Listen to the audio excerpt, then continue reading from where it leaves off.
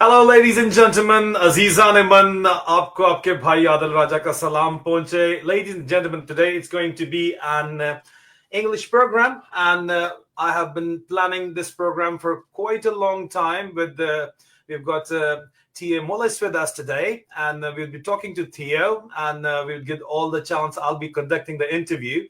But to the audiences, my particular audience in Pakistan, around the world, the Pakistani diaspora, they'll be very interested in this discussion because we would be discussing things related to Imran Khan and Pakistan, linking it to the war in Ukraine.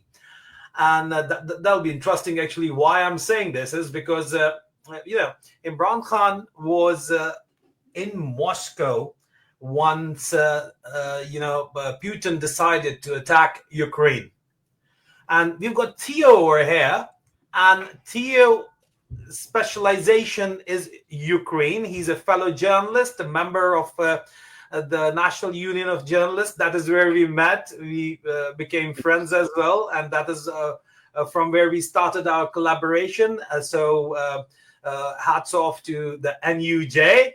Yeah. Absolutely. And before I go on, and then we will also discuss the latest allegations by the Ukrainian President Zelensky that the Pakistani mercenaries are fighting alongside the Russian and the Chinese against the Ukrainian forces. And also, I broke a story that was my scoop that the Pakistani ordnance factories are selling ammunition to the Ukrainians. And initially, I was rubbished off as a conspiracy theory, but now it's a well-known fact and it's been reported by very reputable organizations. So, all in all, we'll be discussing a topic which not most of the Pakistanis in particular know about, but it is very much pertinent to them. But before we do that, let us welcome our guest, T.A. Mullis. Well, Theo, would you like to introduce yourself to our audience, please? Hello, it's wonderful to be on the show. Thank you very much indeed, Mr. Raja, for having me on. So, as has been said, I'm a journalist. I've been a journalist not for a very long time, only for about a year now. Previous to that, I served in the Metropolitan Police in London in a number of different roles for about 7 years. I resigned, I went on this course, I joined the NUJ, and I traveled to Ukraine. And my focus in my journalism is a project called Dictators v. Democrats. And it builds on this idea that this Polish-American author, Anne Applebaum, posited in her book, Autocracy, Inc., about how various nations and individuals are working together to undermine and destroy democracy around the world. So it's China, Russia, Iran, North Korea, and then you have these techno aristocrats, as I like to call them, often based in the West, who don't see democracy as valuable anymore. And we have problems here in the United Kingdom and in the rest of Europe, where especially young people are beginning to lose sight of why democracy is a good thing. So I have the Dictators v. Democrats Substack, which you just kindly had up, where I do my written work. I have a YouTube channel, very small at this stage because I've not been doing this for very long. And I have a podcast, which Mr. Raja has been on. I do encourage you to go and check out the episode where I interview the people who are involved in the struggle to defend freedom, human rights, democracy, and I find out their human story. And it's anybody that I'll interview that's involved. I interviewed a protester in Serbia who was protesting against Vucic, their strongman government there, and very strong ties that he has to Russia and Putin. So I interview freedom fighters, find out their human story, find out why they get involved. And so far it's been everybody from this protester in Serbia to one that's going to come out soon is a foreign fighter in Ukraine. And the first interview was with Sheikh Said Ismagilov, who is one of the most senior Islamic clerics in Ukraine. Ukraine has a large-ish Muslim community, Oh, that's interesting. Yeah, especially you have Crimean Tatars, who Crimea is a Turkic sort of ethnic area, and they've faced enormous repression under the Soviet Union and the Russian Empire before then, and a lot of them were deported, especially by Stalin, and came back and voted significantly in favor of independence in the 1991 referendum, which broke Ukraine away from the Soviet Union and what would become the Russian Federation. So when Vladimir Putin illegally annexed Crimea in 2014, saying it's always been Russia, well, that's simply not the case.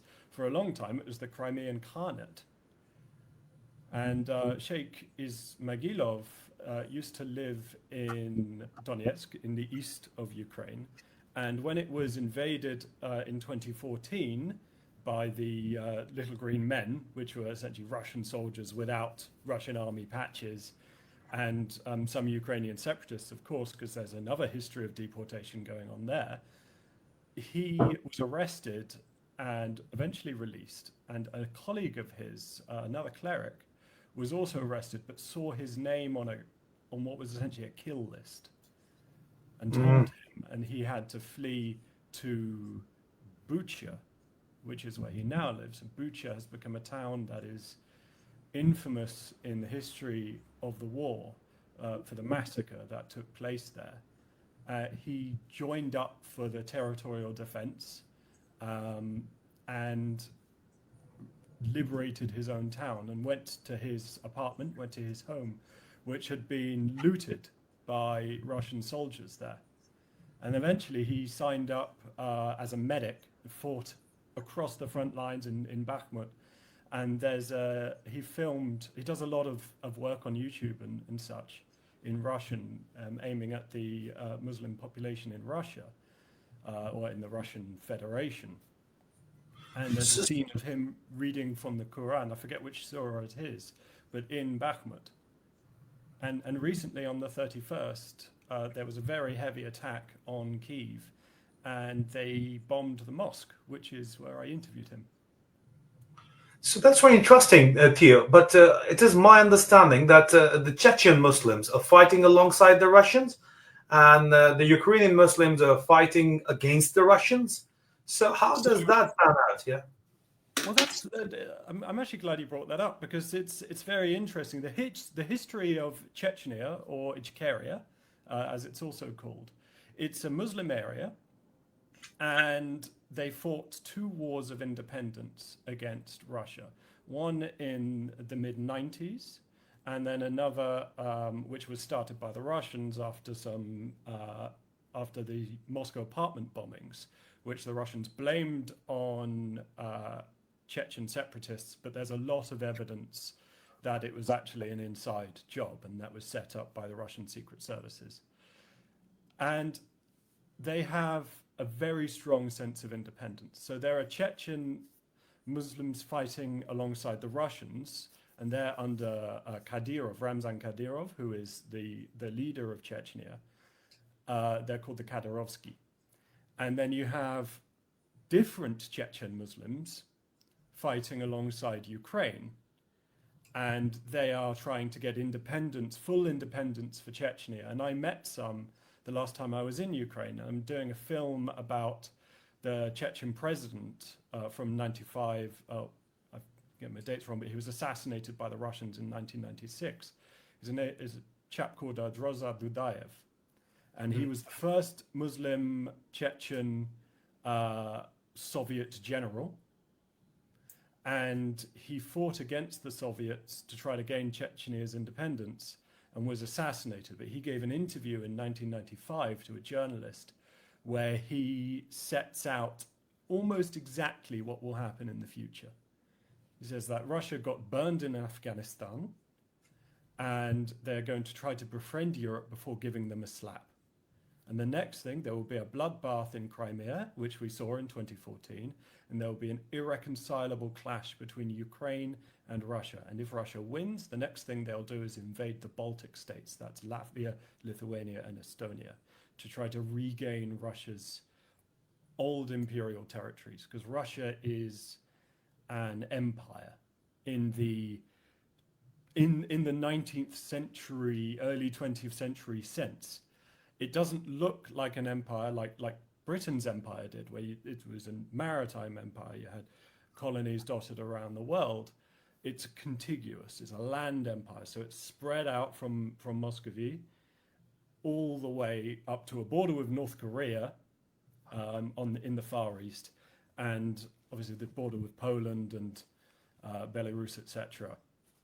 So within that empire, there are an enormous number of different ethnic groups which have been, over the last century, 2 centuries, slowly eradicated in terms of their language, their culture, and their way of life. And it's, in some cases, it's actually illegal to speak the language that they may have, illegal to fly the flag, illegal to do certain things within their culture.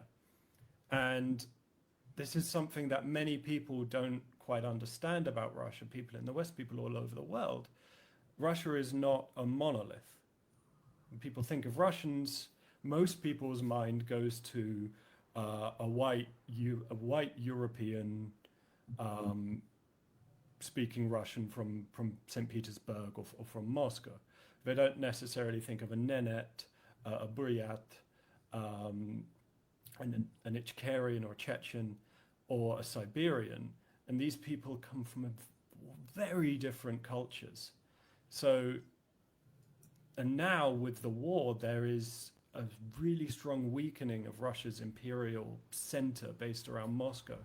And independence movements have begun to sprung up. And there is an exile independence movement called the Free Nations of Post-Russia Forum, which I'll be speaking to some members of soon on my podcast.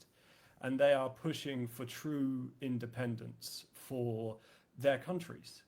And Ichkeria, Chechnya is one of them. I interviewed Ahmed Zakayev, who's the prime minister in exile, for this film that I'm doing. And I went to their embassy in Ukraine, because Ukraine's the only country that recognizes Chechnya as temporarily occupied by Russia. And I spoke with some soldiers and went shooting with some soldiers there. And they told me their experiences, and they're all devout, and they want a free Chechnya. They want Chechnya to be their own again. Which, at the moment, it's under imperial rule. Like that's very interesting.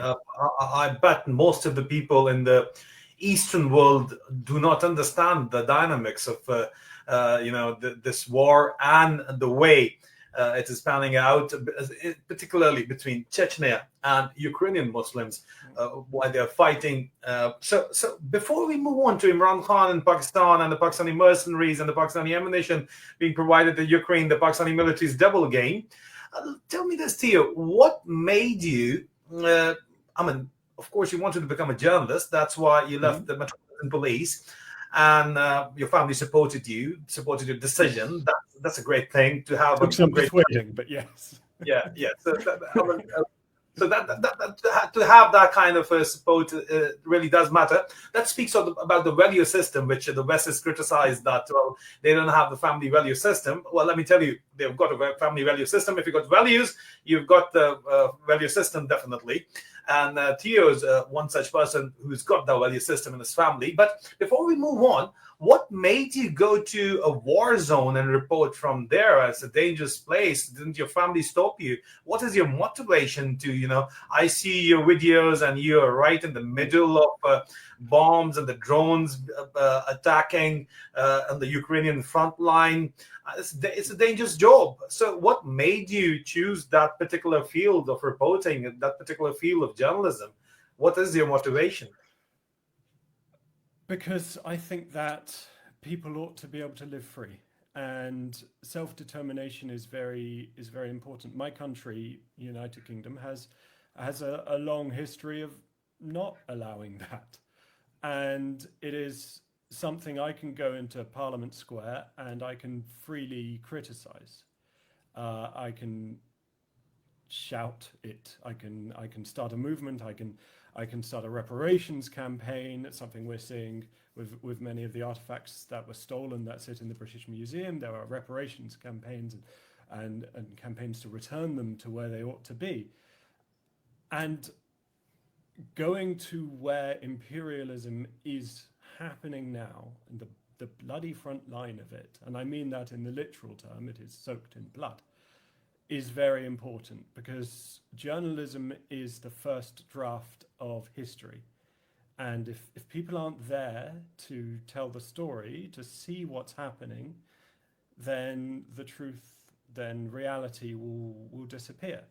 And there's an enormous amount of propaganda that gets put out, not just by Russia, but also by China, and also by bad actors in the free countries and around the world, that democracy is no longer workable.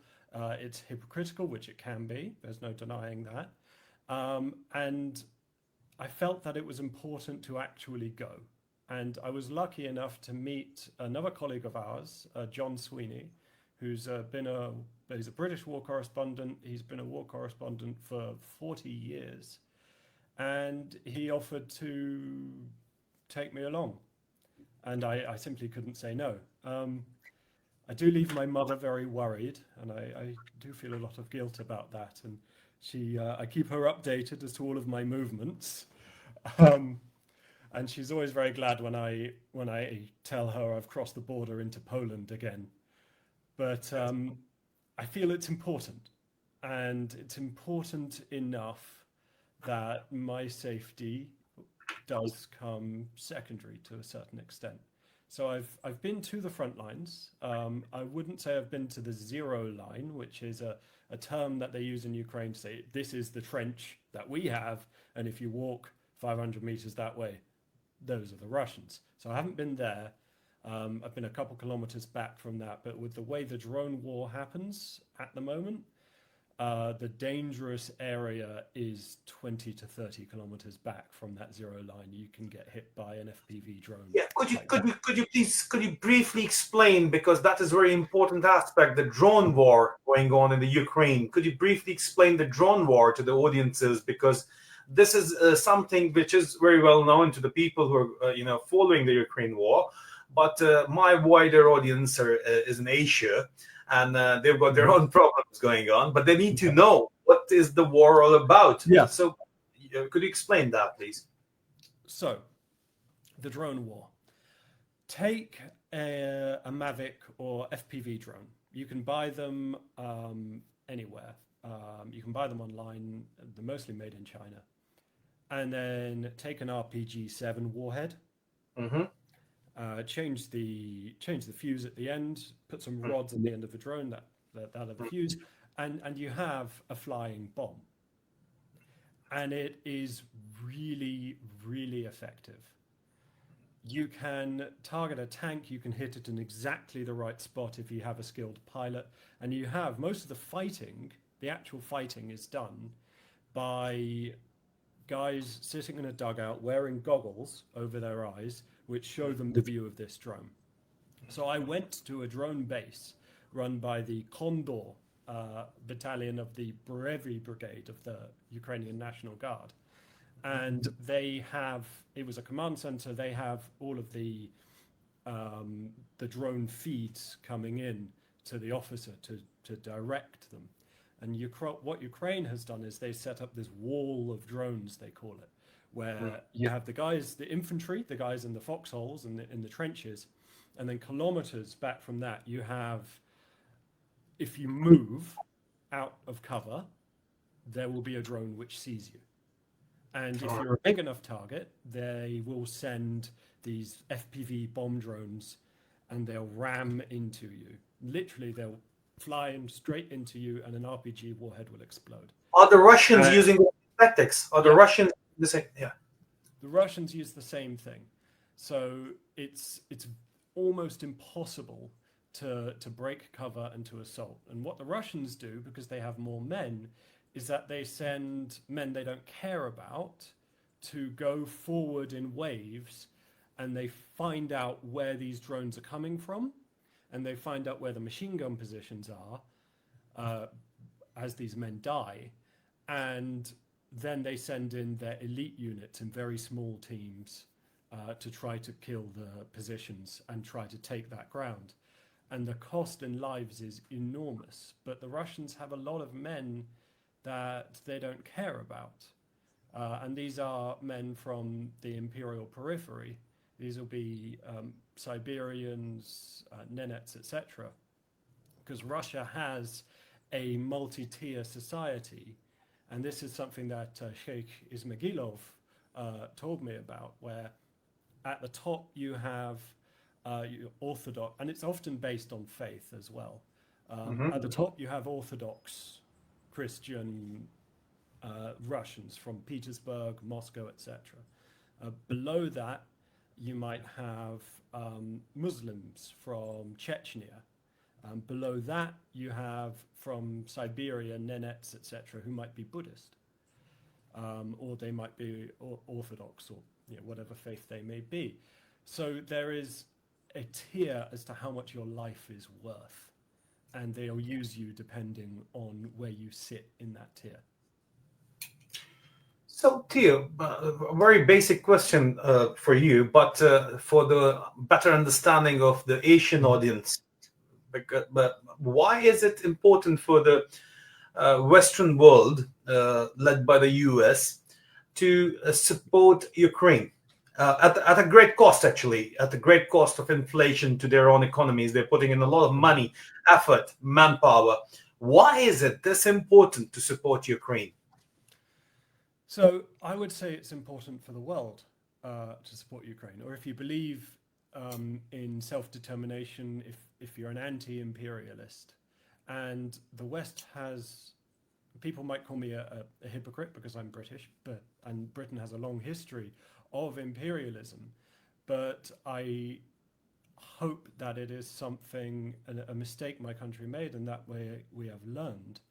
And this is, Russia is Europe's last empire.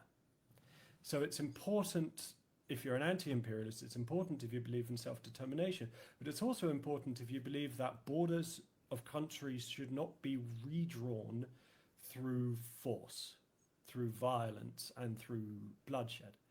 And when the Russians invaded Ukraine, this enormous blitz assault they tried to do in 2022, they brought with them tens of thousands of body bags. And bear in mind, they thought that this assault would last 3 days to take the capital, Kyiv, and then 10 days to suppress the rest of the country. A lot of them thought that they would be greeted in the traditional Eastern European guest right greeting with bread and salt. So if in an Eastern European home, if you're given something to eat or drink, then you're under guest right and you are safe in that house, basically. It's a traditional thing that they do. So that's how they thought they would be met.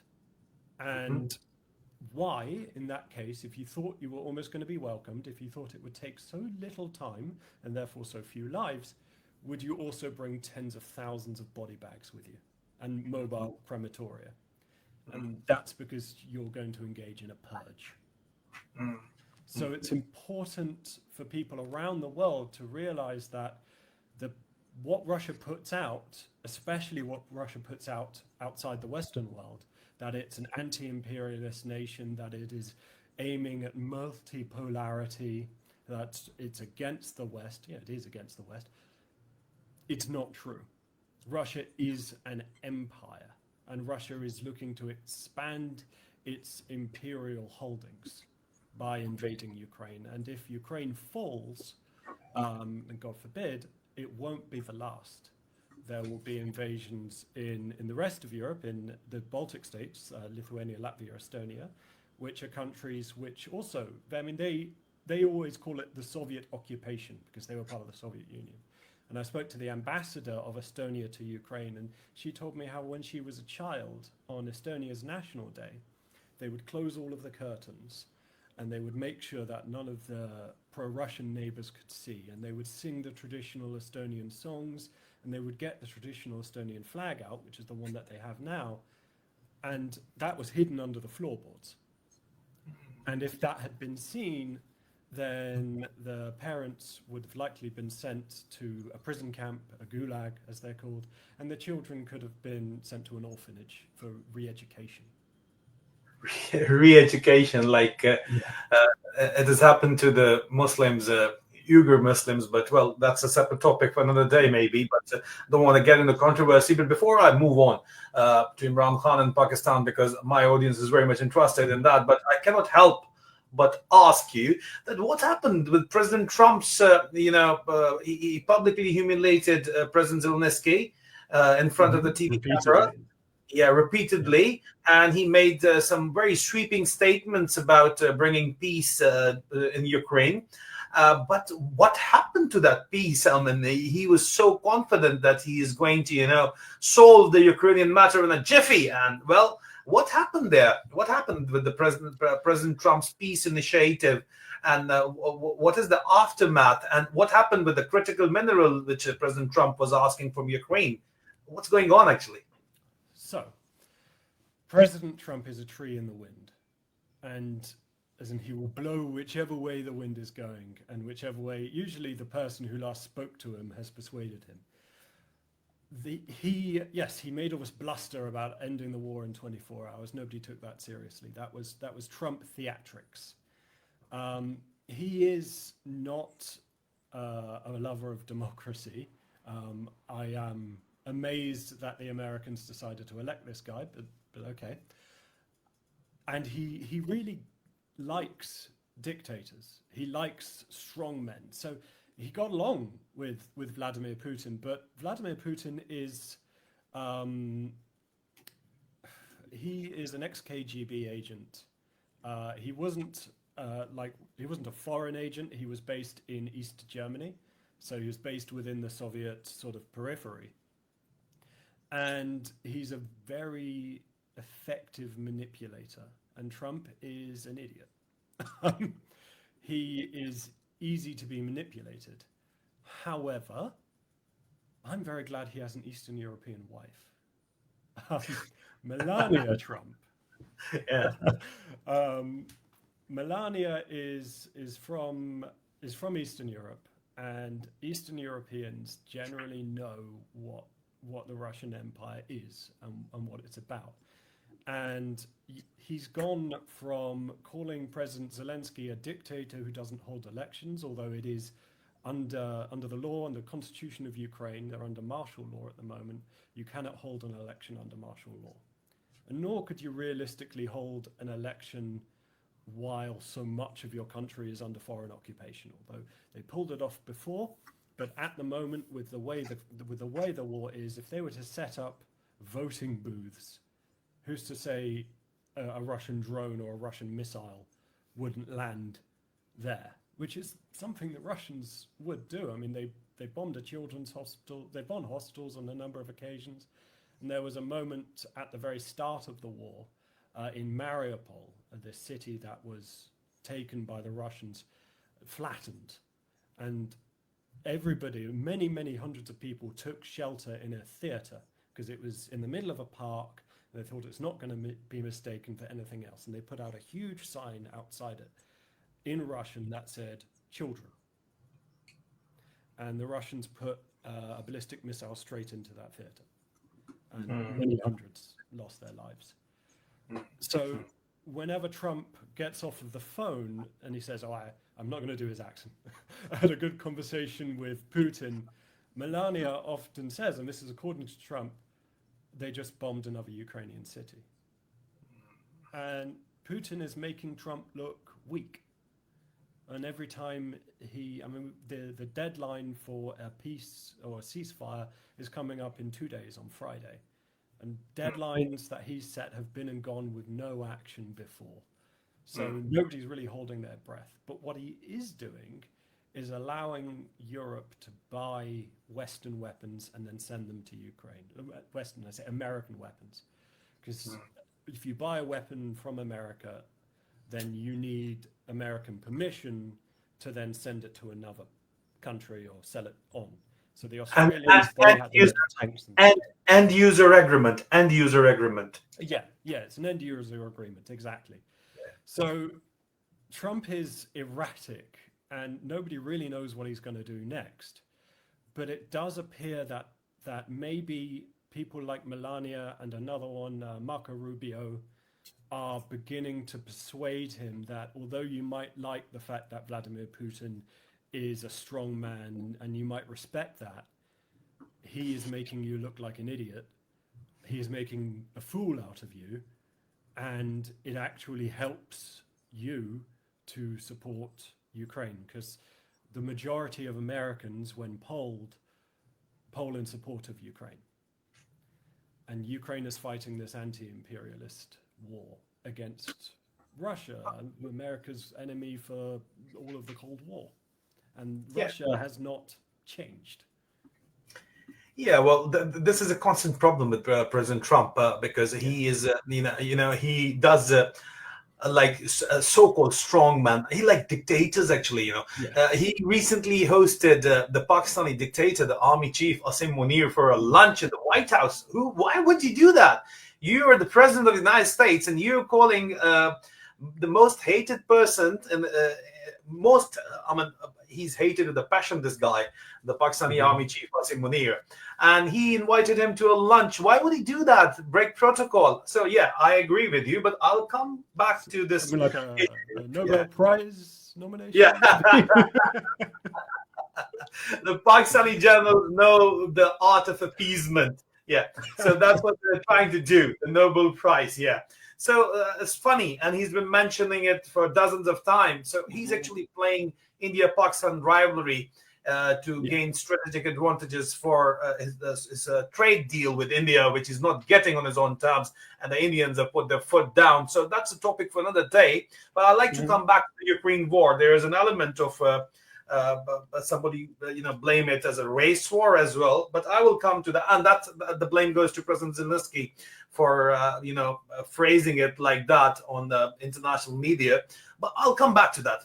Firstly, once Imran Khan visited Moscow, and that was definitely reported as the Pakistani Prime Minister's ill-timed Moscow visit, overshadowed by Ukraine invasion. And while he was there, Putin invaded Ukraine. And well, where his background is, let me tell you, the background was that the Pakistani security establishment asked Imran Khan to visit Moscow because they were already visiting, the Pakistani army military officers were visiting Moscow. So he asked President Imran Khan, Prime Minister Imran Khan, to visit Moscow.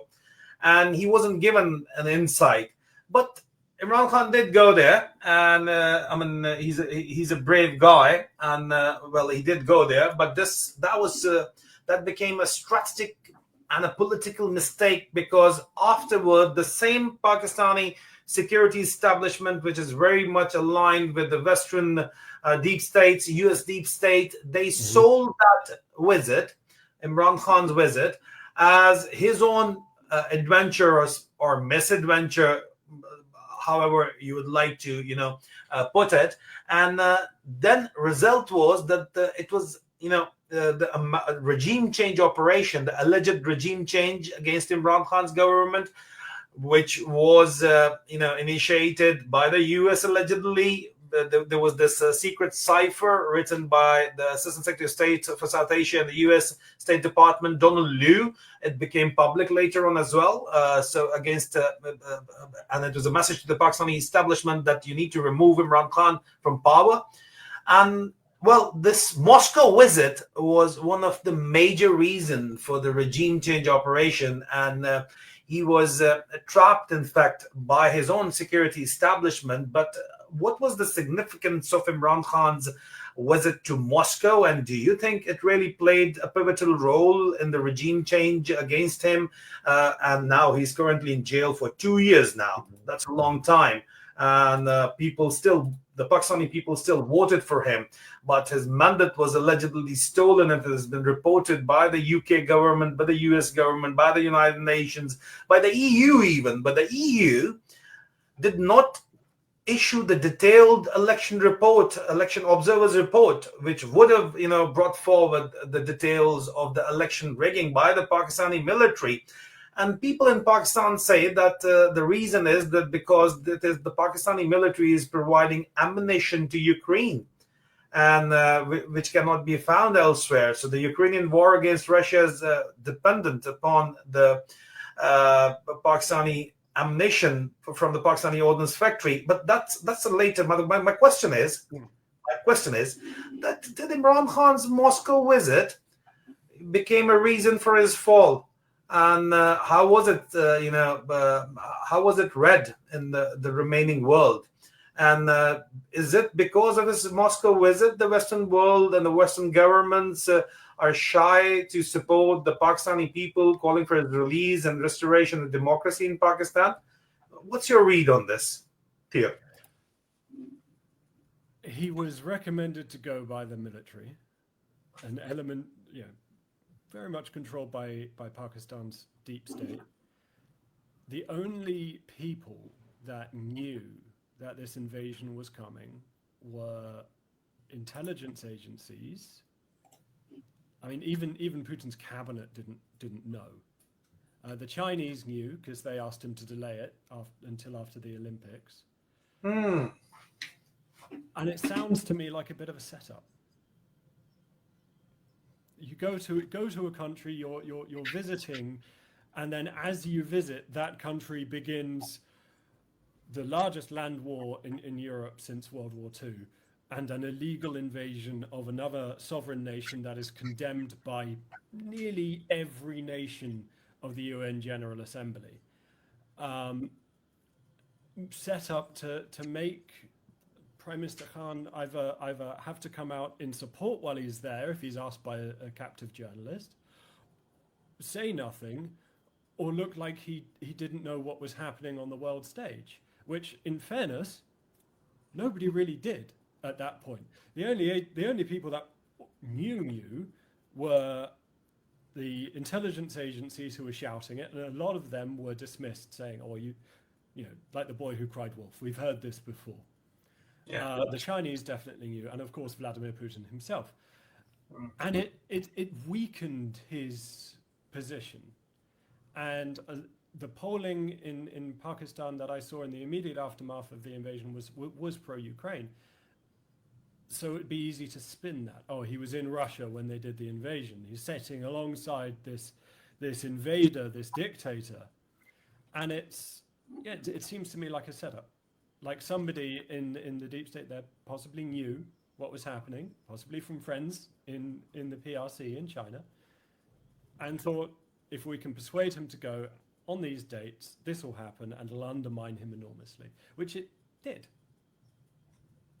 So that was a blunder, actually, which but Imran Khan, the kind of man he is, he knew he could have cut his trip short, but he decided to go on with it, and he completed the state visit, which was again, a mistake. But once you're backstabbed by your own security establishment, what can you do about it?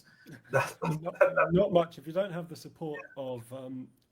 And this is why, in a healthy democracy, the military, the security establishment, the police need to be on a leash under civilian rule, and they need to understand that. And going in, they need to know that as soon as they take that oath, I'm under civilian rule. And I mean, when I was a police officer in London, I knew that I could take no part in politics. I was not allowed to join a political party. I couldn't make a Twitter account with my name, with my face, or I couldn't even make a secret one if they found out about it and talk about politics. I couldn't say I'm a police officer and this is what we should do with law and order policy. Simply not allowed. I would be fired immediately, and that's what you need. You can't have a state within a state working against a democratic mandate, and which Mr. Khan had. I mean, he's elected in very, very strong election results. And to undermine that is to undermine democracy, and is to say, well, the voting public, they don't matter. It's my idea and my friends, because we're wealthy. I'm a general. I'm a brigadier. I know what's best for the country, or I know what's best for myself. These guys putting their thumbprint on a election ballot, they don't know anything. The God complex. The God complex. Yeah. Yeah. And then to undermine it and to work, and this is, you see this happening in a lot of countries with very strong militaries. Thailand is very much the same way. The deep state in Thailand, the deep state in Turkey, possibly before Erdogan smashed it to a certain extent, but smashed it or replaced it? Did Erdogan smash the deep state or replaced it? Replaced it. Replaced it. He smashed the old one and replaced it with a new one. It doesn't work, and the United States, when I say, I come out onto the stage, I say, I'm a Westerner, I'm a Briton, I support democracy. Do I support what's happening in the United States at the moment? Absolutely not. I don't support any individual country. I support ideas. And democracy is an idea that is imperfectly done in a lot of countries, and it's a sliding scale. And the United States has a deep state, not as strong or as entrenched as unfortunately Pakistan's is or as Thailand's is, but it's still there. And it's been made so much worse by terrible decisions of the US Supreme Court recently over Citizens United, etc. And something that needs to be combated, because American democracy on that sliding scale is sliding further and further towards authoritarianism. Theo, before we move on to the devilish double dealing of the Pakistani military establishment, and before anyone who doesn't know me, I've served the Pakistani military as an officer, as a third-generation Pakistani army officer for 21 years, and I was a major in the Pakistani military. So I've got nothing against the Pakistani military. I'm still part and parcel. My family is still part and parcel of the same military. So being a whistleblower and a journalist and a dissident, I say this with the utmost authority, being a part of that particular organization, that their survival is, they believe, is based on double dealing. But before we move on, and I call it the devilish double dealing, because the Pakistani nation, the poor people of Pakistan, hundreds of millions of Pakistanis, 250 million of Pakistanis haven't gained anything from this devilish double dealing. The generals have gotten filthy rich, that's true, not everyone in the military, and they've got a military ecosystem going on which is supporting them, and it is becoming more and more of a modern mercenary force rather than a modern military force. So I'll come to that, but before I do that, I did this story about in the beginning of the Ukraine war, that the Pakistani ordnance factories are selling ammunition worth near around $1 billion worth ammunition to the Ukrainians through a third party, through the UK maybe. I did not name the UK, but I just said the third party. And shortly after that, I was arrested by the UK's counterterrorism police, your former colleagues, and I had to undergo a 9 months. I had to undergo a 9 months investigation, which ended with a no further action and an informal apology and a compensation for the equipment they had broken. But that was on the complaint of the Pakistani state, obviously, which is working in close collaboration with the British establishment. So, I later on, after the case was ended, the BBC even reported it. And it became common knowledge that my story, they didn't give me the credit though, but it became. So they in fact confirmed that yes, Pakistanis are selling ammunition to the Ukrainians. So my question to you is, since you're a specialist in that area, you've got a background in the police, so you know how the ammunition and tactics, military tactics work, and then you've been on ground for quite a long time. How important is the Pakistani ammunition supply to Ukraine, and what role is it playing in the Ukrainian war, and how is it influencing the decision of the Western world, the European Union and the UK and the USA to cooperate with the Pakistani military junta? So if you open a box of ammunition in Ukraine, you have no idea where it's come from. All right. You can open a box of ammunition that's stamped South Korean, that's stamped in Hindi, that's stamped in any number of languages, and it is important for Ukraine. They don't have this military infrastructure as much as Russia does. Although if you go to Russia, if you open a can of ammunition, it could be stamped in a different kind of Korean, or it could be stamped. It could come from Iran, anywhere, and so ammunition is flowing from all over the world to these two countries, and some of it is flowing to both of these countries. So it is important for the Ukrainians that they're armed, and it is probably a part of one of the many reasons behind the West's, certainly the collective West, although I think these days you really have to separate the EU and the US because they are operating in different spheres. For the EU, it's very important. They need to support Ukraine because, well, EU countries are next if Ukraine falls. So they're probably more willing to buy from the Pakistani military junta because over the last 20 years, 30 years, Europeans in general got soft.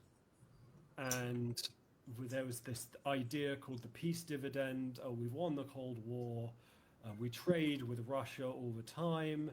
There's not going to be another big war in Europe. We don't. Most of our militaries we can keep for purposes of counterinsurgency, supporting allies, etc. Well, that all changed, and it all changed like that. And Europe suddenly found itself without enough of anything, because a war like the Ukraine war burns through ammunition at a rate which is comparable to the Second World War.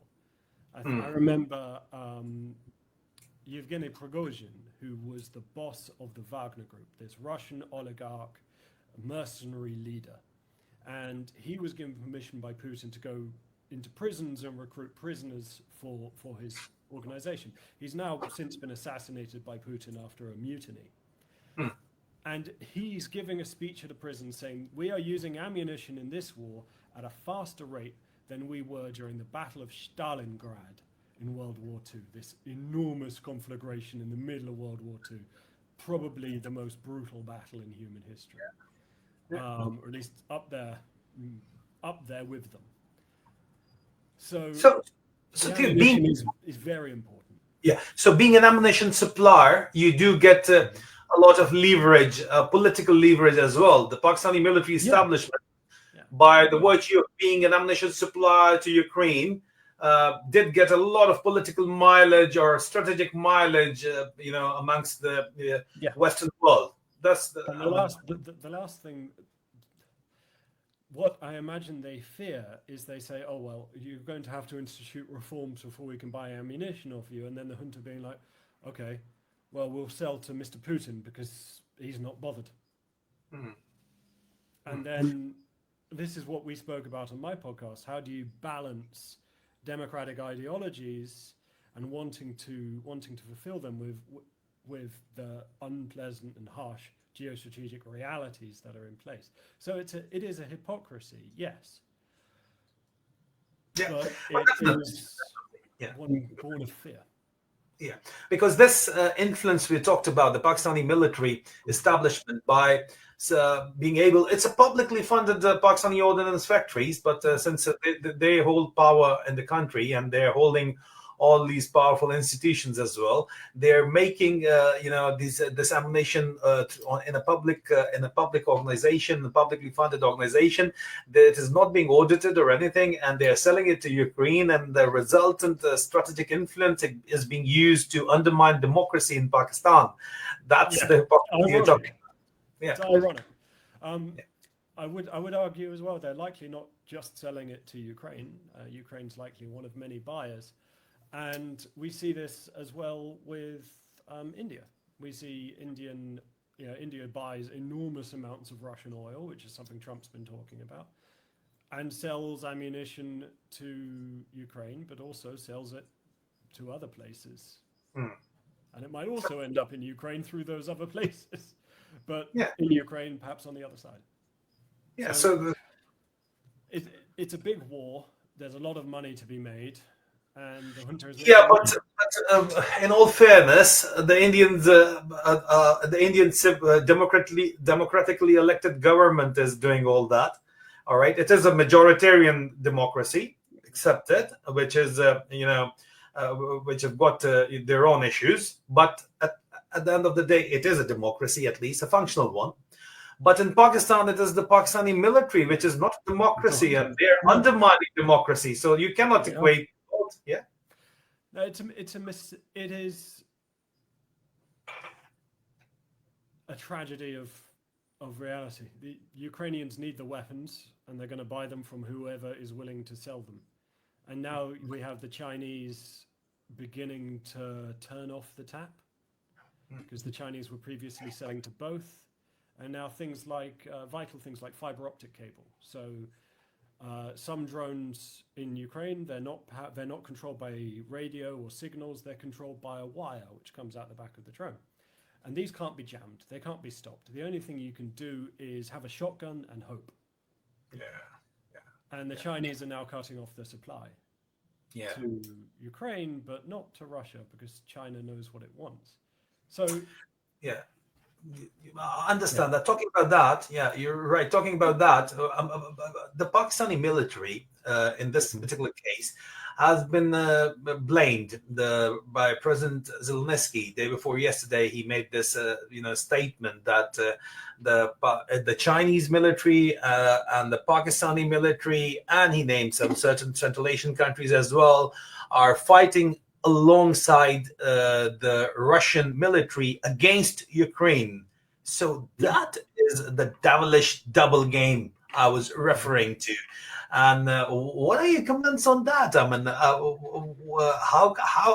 and at the same time, the Pakistani military, of course, in all fairness, the Pakistani Foreign Office has denied all the allegations. They've called them baseless. But the Pakistani regime, or the Pakistani government, is just a puppet regime in Pakistan, in all honesty, and is being run by the military. And firstly, the first question is, do you believe that President Zelensky is, speaking the truth? Is there truth in his allegations that the Pakistani military mercenaries are fighting alongside the Russians? And if that is true, then isn't it a devilish double game then? What's going on over here? What are your views about it? I've not seen any Pakistani patches, or I've seen North Korean patches, and I know of soldiers from all over the world fighting for both countries. I am not surprised. I know that they have captured Chinese citizens fighting for Russia, and I know that they have captured citizens from a number of countries, from DRC, etc. And this is something that Russia has been doing. If you're a student in Moscow from Pakistan, India, wherever it may be, they will try to recruit you into the military, and they will offer you tens of thousands. The sign-on bonuses are enormous.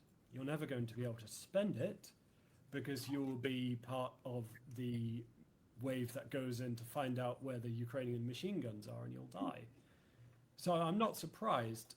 Whether or not it's a duplicitous double game, that depends on whether or not they have the nod from the military to go and do this. Are they trained military guys? Are they perhaps there to learn what's happening in Ukraine? Because the Russia-Ukraine war is a new type of war. It is not something. It is as different to the first Gulf War, or to the war that NATO, etc., has been training for, as World War II was different to World War I. Right? Mm-hmm. Drones have changed everything, and if you want to learn how this new kind of war is working, well, you need guys to go out and see how it's working. So we have, and that's why the North Koreans are doing what they're doing. That's why the DPRK has sent tens of thousands of their soldiers to go and die on Ukrainian machine guns and barbed wire, and it's to find out what war looks like now. Because I would take 2 guys with 10 FPV drones, 2 18-year-old kids, against a platoon of Special Air Service, SAS, elite special forces. My money is on the kids with the drones all day long. You can train, you can be the best, and there is still a place for those guys. You can be the best at everything. If you get hit by an FPV, You're gone. you're gone. Yeah. And those guys I spoke to about earlier, Condor, they, as a drone unit with no armor, they were attacked. Their position was attacked by 40 armored vehicles of various types from the Russians, from tanks to APCs, everything. And they destroyed every one of them with drones, and a mix of drones and some artillery. And they had no armored vehicles on their side. So if you want to find out how a war works now, you have to go to Ukraine. So all right, we're happy we got you there. We're happy we got you there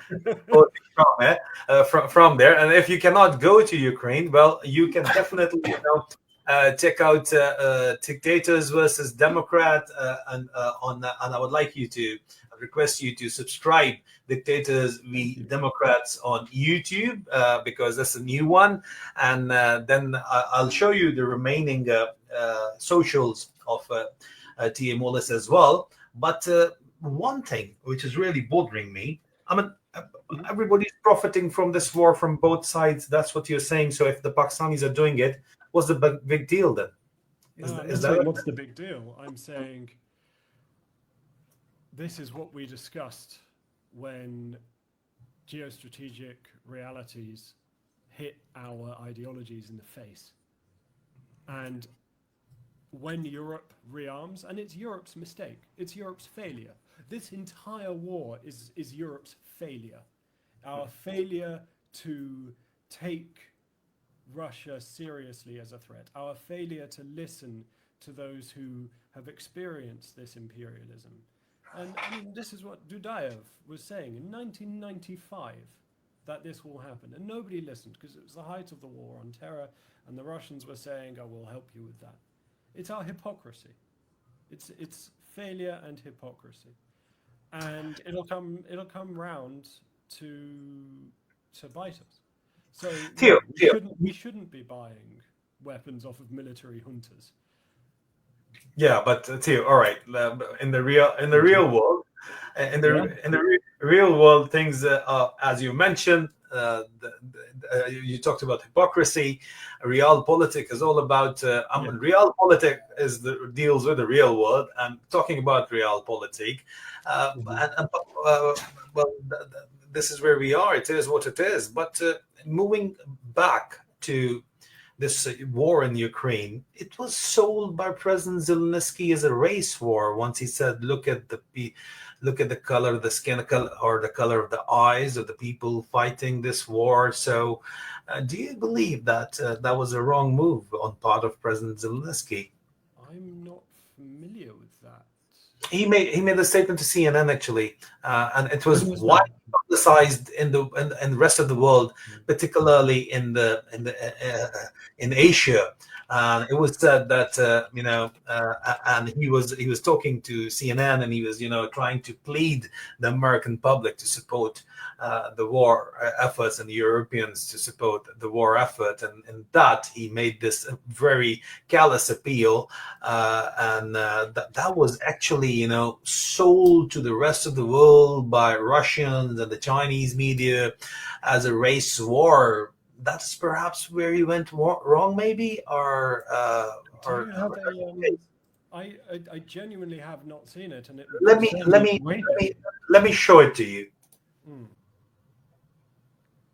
Yeah, so Theo, I'm sorry for that, but it No, was my no worries. mistake on my part. But I've got the video here now, and it's not the Mhm. President Zelensky, definitely not him, but one of his member of his government who made these comments. His name was David Sakroledzy, and this is a very short video. I'd like you to see, and I would like you to respond to it because it's very important to the people should understand Yeah. that's what's actually going on, because the opposing side's propaganda is very who are trying to belittle the efforts of the Ukrainians. They are trying to show it as a race war, especially in the part of the world where the so-called eastern part of the world, where now Russia and China, they've got influence, so they're definitely playing it up.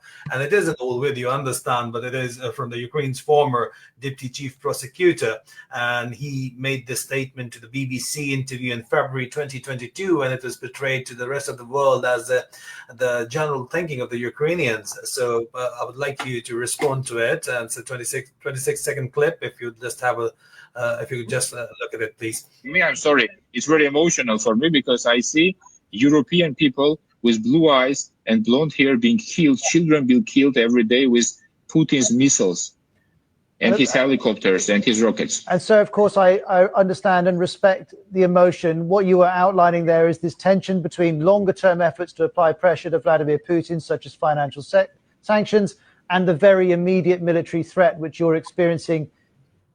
So that's actually these are the comments I was talking about, and they were really widely circulated and used as a propaganda material to influence, to give out a feeling that it is all about the race at the end of the day. So how would you like to respond to that? In the meantime, I'll also, once you're talking, I'll like to show the audience still images from President Zelensky celebrating iftar and honoring the Muslim fighters as well. So please go on.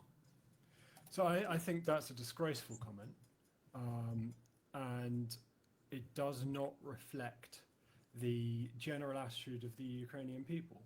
Ukrainians are a proud and traditional-minded people. They're not generally racist. There are, of course, racists. There are racists unfortunately, in every country. It seems to be a human condition which we struggle to get rid of, and it's vile. I mean, for an example, the far right Ukrainian party, National Core, in the last elections got about 2% of the vote. And Zelensky is not a racist man. And when you go to Ukraine, you will see soldiers fighting from all over the world. You will see black soldiers, you will see soldiers from Latin America, you will see soldiers from Asia and the Southeast, and you will see Western soldiers, and of course you'll see a lot of Ukrainians. And it has become a pluralist war effort. And if you flip it onto the other side, I don't usually like whataboutism. I mean, you can see in this clip here, Ukraine has a small and proud Muslim population, most of which traditionally come from Crimea, and they're Tatars, and they practice their faith freely. They live their faith freely, and it's respected by President Zelensky. And when I spoke to Sheikh Ismagilov, it's something that he emphasized and he was really keen to say. So I think those comments from that individual from that politician are disgraceful, and does not reflect from what I see from the normal Ukrainians that I speak to, that I break bread with. And on the Russian side, we see soldiers recruited from all over the world getting used as cannon fodder in these meat waves because the Russians don't care. And as Sheikh Ismagilov pointed out, this multi-tiered system which the Russians have is absolutely racist. All right, Theo, finally, since we've talked quite extensively about the Pakistani military's influence, and in all fairness, Pakistan and India are rivals, and President Trump is also talking about getting a Nobel Peace Prize, although the Indians don't agree.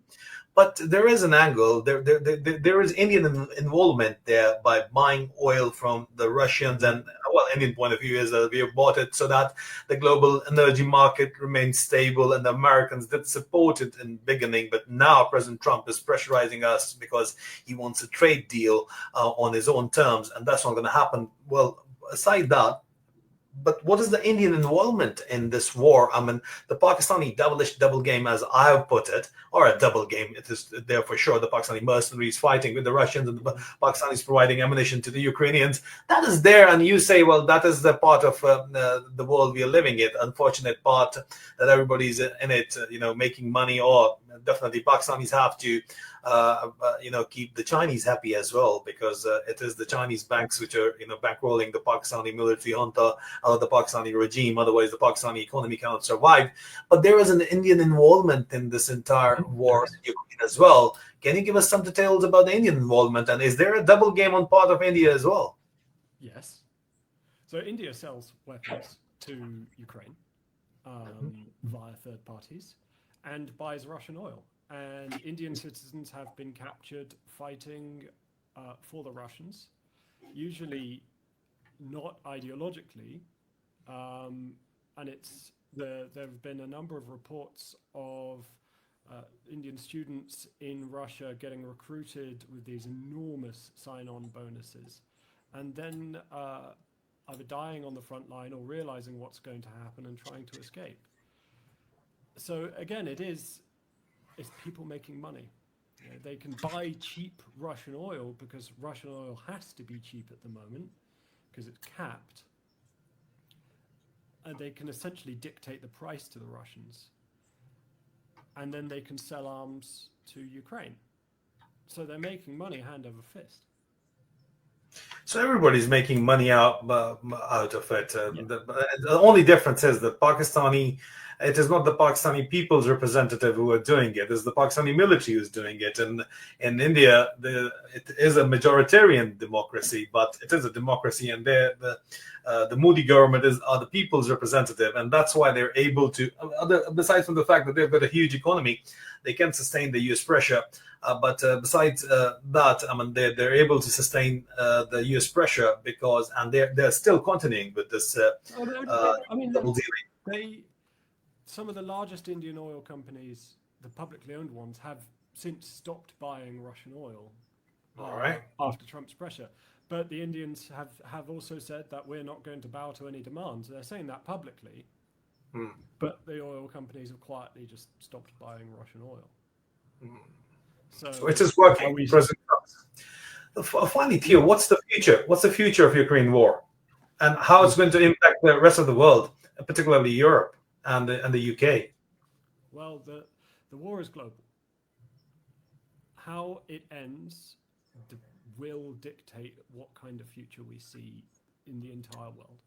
We see if Russia is emboldened, then we're going to see Russian imperialist activity, which isn't often spoken about, but is very much there in Africa, continue.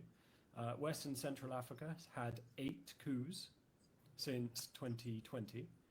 And a lot of those countries which have gone through a coup d'etat are now throwing their support behind Moscow, and in exchange getting soldiers from Russia to prop up their governments. And those soldiers are beginning to take over gold mines. There's a journalist, Philip Babaji, doing a lot of work on this in Africa. We're going to see more of that. Obviously, we'll see conflict in Europe. The conflict will spread to the Baltic states. They'll test NATO. I mean, Russia recently flew they're not Iranian drones anymore, but a Geran drone based on the Iranian kamikaze drones over Vilnius, a NATO country. So if they win in Ukraine, they don't stop, right? We'll see a bloodbath in Ukraine. We'll see pogroms. We'll see, concentration camps, because that's what we have seen already in the areas that Russia temporarily occupies. As for the rest of the world, increased instability, increased Russian aggression, but also it will help out the Chinese an enormous amount because they've got their eyes on Taiwan. And so long as Europe is weakened and America distracted, then they may be able to make a play for a military invasion of Taiwan, which would be a lot harder than invading Ukraine because it's very difficult to get onto that island. It's only about 20 beaches that you could land tanks and infantry at, and the Taiwanese have been preparing for a long while now. So, and as for like international norms, which is not a term I usually like, it becomes more acceptable to invade people, invade land, as to carry out land grabs, and to take over and annex other countries based on perceived or actual historical grievances. I remember at the start of the war, the Kenyan ambassador to the UN said in a speech that we don't like the borders that we have. They come from a history not our own. They were drawn in London and Paris, but those are the borders that we have. And because we don't want bloodshed, because we don't want war on the scale that we're now seeing, we will work with them. So if Ukraine falls, then we enter a much darker world, which will bring us back to the world of the 19th century, back to great power conflicts, back to people's sons, daughters being conscripted to go fight a land grab war on behalf of a junta or dictator who doesn't care about them. And you brought up that the Pakistani junta is making an enormous amount of money and it doesn't filter down to the Pakistani people. The same is the case in Russia. A third of Russian houses don't have things like internal plumbing. The life expectancy in Russia is one of the few places where it's going down. Men are being conscripted in enormous numbers, and that's another item of propaganda that the Russians put out, is that the Ukrainians drag men off the streets and conscript them. And there is conscription because Ukraine is fighting to defend its right to exist. And Ukrainian culture is different from Russian culture and was banned for a very long time. They have a traditional dress, a traditional clothing. I've got a couple in my cupboard called a vishvanka. It's an embroidered shirt, and you were not allowed to wear it during the Russian imperial period, the Russian Empire under the Tsars, and during the Soviet Union. They were banned, and now you can wear them freely in the street. And that is what the future would hold for the people of Taiwan if China invades, and for peoples all over the world. Because if Russia wins in Ukraine, then we see all the mistakes, all of the brutality, and all of the inhumanity of imperialism return to the world with a vengeance. Theo, what are the chances for a peace deal in Ukraine? Well, the Ukrainians are on what Sun Tzu calls the Chinese military strategist. They're on death ground. Mm-hmm. They must fight or they die. And not just they die, but their wife dies, their daughter dies, their son dies, their aunt, their uncle. Because this is what the Russians did in Bucha, massacring people. I went to the memorial and there was a person there who'd been murdered, a grandfather. And he had lived through the Holodomor, which was the purposeful starvation of Ukraine under Stalin. He'd lived through the Red Terror in the interwar period. He'd lived through World War II as a Ukrainian man. And he'd gone all the way through the Cold War period and was murdered by a Russian soldier in 2022. And that's the reality that they face. So Ukraine might accept a de facto temporary control of some areas of Ukraine if they can't push the Russians out, but they will not accept Russian rule. They will not accept a Russian puppet. They've had that before. They got rid of him in the Revolution of Dignity because they know what will come. And death. So a peace deal, the Russians have made absolutely no real overtures towards a peace deal. They say, give us all the land that we claim, which includes land that the Ukrainians hold at the moment, including the city of Kherson. And I want to talk briefly about Kherson, actually, because there's a thing that's happening in Kherson called the human safari. And the Russians hold, Kherson sits on one side of a river, and Ukraine holds the city, and on the other side of the river, the Russians are. And the Russians send trainee drone pilots to their positions, and they practice bombing from drones, so dropping a grenade from drones, and flying their FPV kamikaze drones on civilians in Kherson. It's an extremely dangerous place to go.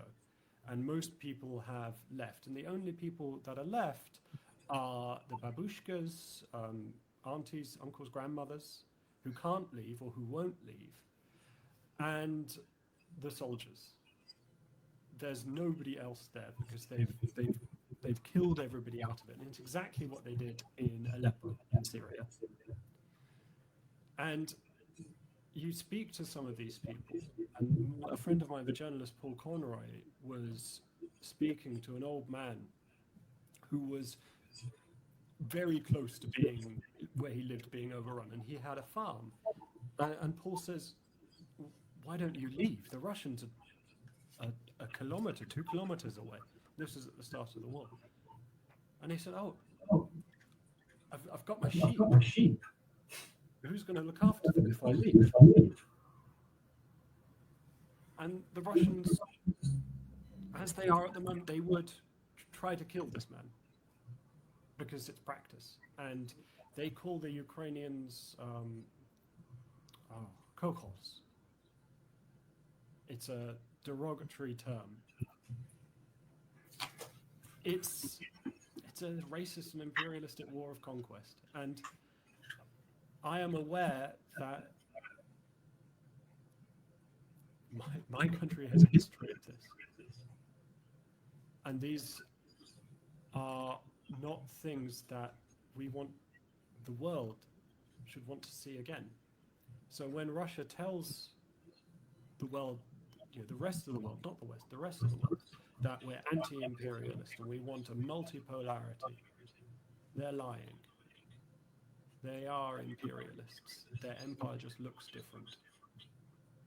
And the world would be a brighter place. Theo, please, sorry to cutting you short slightly. What is your counter argument to people like Professor Jeffrey Sachs, maybe, who say that it was the provocation by NATO which forced the Russians to attack Ukraine because the Ukraine should, if they would not have included Ukraine in the NATO defense infrastructure, the Russians would not have, attacked Ukraine. And he's a very well-respected guy, and President Trump also shares his videos as well. So, what is your counter-argument to him? I say it's nonsense. Russia attacked Ukraine in 2014. And the reason why Russia attacked Ukraine then is because the man they had in charge, who had been saying, we're going to do a trade deal with the European Union. And then overnight, he said, actually, no, we're going to do a trade deal with the Russian Federation. And the Ukrainians didn't want that. There was an uprising, protests, and it probably would have died down had he not ordered the security forces to open fire. 100 and something people were killed, and eventually he was deposed. He fled, and he packed as much art and money as he could and literally took a midnight helicopter to Moscow. And NATO is not a threat to Russia. NATO has never attempted to attack Russia or invade Russia. NATO couldn't invade Russia because NATO is a defensive alliance. You can only activate Article 5, that is the article within the NATO alliance that brings together collective defense. An attack on one is an attack on all, if you are attacked. And only one country has done it, and it's the United States. And not only that, but Russia was more or less silent when Poland joined, when Lithuania, Latvia, Estonia, former USSR countries, when Hungary, Romania joined, and after the invasion of 2022, when Sweden and Finland joined NATO, Russia said, oh, well, it's their choice. Finland is but a couple of 100 kilometers away from St. Petersburg and has an enormous border. If they were really worried about a NATO invasion, then they'd be really worried about Finland joining NATO, because it puts NATO literally on their doorstep. But NATO tanks are not going to roll into Russia unless Russian tanks roll into NATO first. And that's why they don't like NATO expansion, because at the core of the Russian leadership's ideology at the moment is a feeling of grievance at the loss of the former Russian Empire and the areas of the USSR that they controlled. And they think that if a country joins NATO, then they're out. We can't get them back. So it's not expansion that's the problem. It's Russian desire for more land. The country, or the empire by land mass, which is the largest in the world, wants more land and more peoples to control, because they feel that they were great once when they had all of this stuff and can be great again. And it's exactly like if Britain was to suddenly decide that the Republic of Ireland was what made Britain great and that we should invade and take it back. Or India, Pakistan, if Britain were to decide that we want the old empire back and to try to invade. It's the same thinking. That's not going to happen. It's not going to happen. It's not going to happen. And it's a damn good thing that it won't. Yeah. But this is what the Russian mentality is at the moment. And yeah, so we are effectively looking at the start of a World War III, if that does happen, if Ukraine does fall. But there is, having said that, there is a great war fatigue amongst the European nations in the UK and in the US as well. They don't believe that, as I mentioned, Professor Jeffrey Sachs, people like Professor Jeffrey Sachs, very well-respected individuals, they've been making these sweeping statements that it was the NATO's fault, and you've clarified that point. But finally, Theo, a man on ground who's so passionate about this war in Ukraine, is reporting as a journalist from Ukraine. Why is it important to defend or save Ukraine for the rest of the world? It's important to save Ukraine because it's important to save self-determination of small nations against big nations. Because if Russia wins in Ukraine, then other nations, China, realize that they have permission to invade small countries next to them. And we already see the Chinese doing this with the 9-dash line in the Philippines, in Vietnam, and of course Taiwan. We saw what they did in Hong Kong. And it wouldn't just be China. What if a larger nation next to a small one were to decide that I want that piece of land because 300 years ago it was part of an empire which my nation claims to be descended from. And this is what would be the future if we allow this. And it is maintaining independence. The Ukrainians aren't Russians. They speak a different language. They have a different culture. They don't want to be Russians. They don't want to be ruled by Russia. And Ukrainian democracy is strong. And recently there were mass protests in Kyiv, which I was at, against a law which Zelensky passed. And a week later, Zelensky rescinded that law. And bear in mind, this is a country at war, under martial law, and you're still allowed to go out and protest. And I'm a former police officer. I was shocked at how few police I saw. And the protest happened peacefully. People let their voice be heard, and a decision was made, and it changed the government's course. And that's the essence of democracy. And you couldn't do that in Moscow, Beijing, Tehran. And you said, or Islamabad, you just couldn't do it. So in the end, it is a fight between dictators, we Democrats, and that's why, let me tell you, Theo Alto-Moles was very kind to give us a very long time, and he does agree, I know that he does, that the dictators may be in Pakistan, may be in Russia, may be in Myanmar, may be in Thailand. Well, they should not be allowed to undermine democracy, and democracy may not be a perfect system, but it is the best hope for future of humanity. That's the way we see it. And so before we go, Theo, would you like to tell the audience where they can find you, and where they can subscribe to you, and where they can follow you? I've got on my screens your formerly Twitter profile. Yeah. So could you please guide them about the rest of them? So certainly, I obviously have a Twitter profile where I spend quite a lot of my time dealing with dictators' propaganda. I also have a YouTube channel where it's very new, it's quite small at the moment, where I do 10-minute videos about the news of the day. So the one yesterday is about Trump's oil tariffs on, aiming at India and China. And I have a Substack, which is where you can find my writing. The YouTube channel is a bit more casual. You'll see my co-host Eric, who's my pet lizard. He hangs out with me in those videos. And the Substack has weekly roundups. So every Monday I try to release something, the news that's happening in democracy at the moment. So in El Salvador, pictured there is the president, who has decided that he no longer needs term limits on his presidency. And finally, there's a podcast, which you've kindly been a guest on. It was a wonderful episode. You should all check it out. I've also interviewed another Pakistani dissident, Mr. Taha Siddiqui. He's the episode immediately before yours.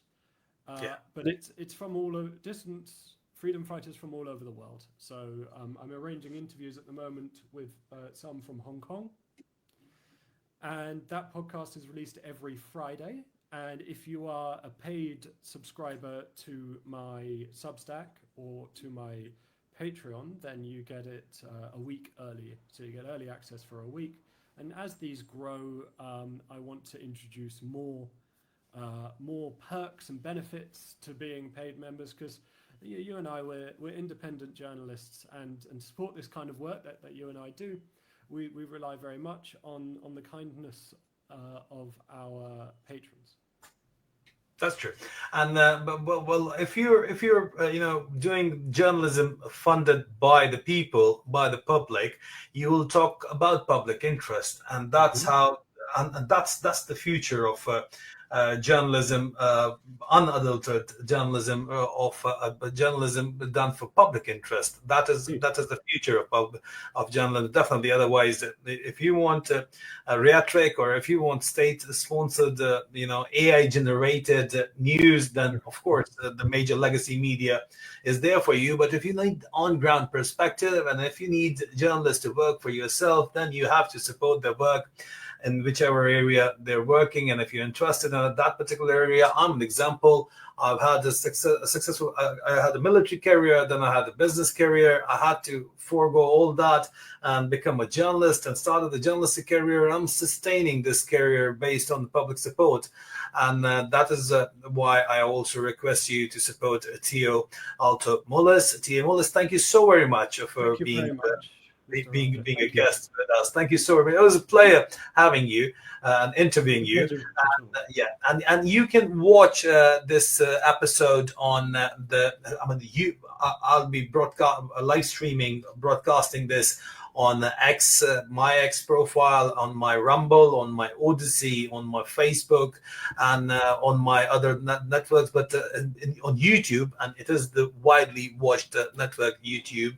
So on YouTube, the rights of this program and is with Theo Mullis. You can watch it on Dictators v Democrats. Please do subscribe to the YouTube channel and also subscribe to Theo's Substack, and you can watch this video. And once it's uploaded, I would be sharing the link on my X profile as well. Take care of yourself, Theo. Thank you so very much for being a part of this podcast, actually, the video. Take care. Take care.